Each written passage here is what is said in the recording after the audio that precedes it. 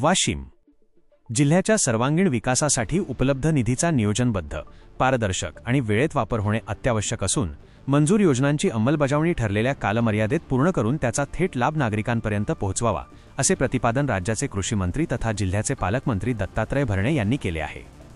जिल्हा नियोजन समितीच्या सभागृहात पालकमंत्र्यांच्या अध्यक्षतेखाली आयोजित जिल्हा नियोजन समितीच्या बैठकीत ते बोलत होते। या सभेची सुरुवात पुण्यश्लोक अहिल्यादेवी होळकर जलव्यवस्थापन कृती आराखडा 2026च्या समारोपाने करण्यात आली। बैठकीस खासदार संजय देशमुख, खासदार अनुप धोत्रे, आमदार श्याम खोडे, आमदार सईताई डहाके, आमदार अमित झनक, आमदार भावना गवळी, आमदार वसंत खंडेलवाल, आमदार बाबूसिंग महाराज राठोड यांच्यासह जिल्हाधिकारी योगेश कुंभेजकर, जिल्हा पोलीस अधीक्षक अनुज तारे, मुख्य कार्यकारी अधिकारी अर्पित चव्हाण आणि उपवनसंरक्षक अभिजित वायकोस यांची प्रमुख उपस्थिती होती।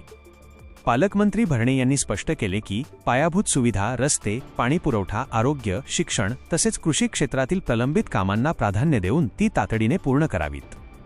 काही योजनांच्या अंमलबजावणीत गती नसल्याचे निदर्शनास आल्यावर त्यांनी संबंधित विभागांना नियमित आढावा घेण्याचे आणि कामाचा वेग वाढवण्याचे निर्देश दिले। निधीच्या वापरात कोणतीही त्रुटी राहू नये यासाठी अधिकाऱ्यांनी जबाबदारीने काम करावे अशा सूचनाही त्यांनी यावेळी दिल्या।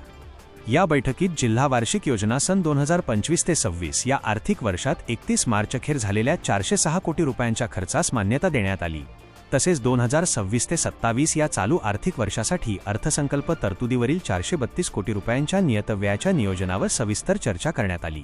स्थानिक अडचणी त्वरित सोडवून विकासकामे सुरळीत पार पाडावीत असेही पालकमंत्र्यांनी नमूद केले। सभेचे संचालन जिल्हा नियोजन अधिकारी राजेश सोनखासकर यांनी केले असून विविध यंत्रणा प्रमुख यावेळी उपस्थित होते। अशा नवनवीन बातम्यासाठी चॅनलला सबस्क्राइब करा आणि पाहत रहा MH न्यूज मराठी।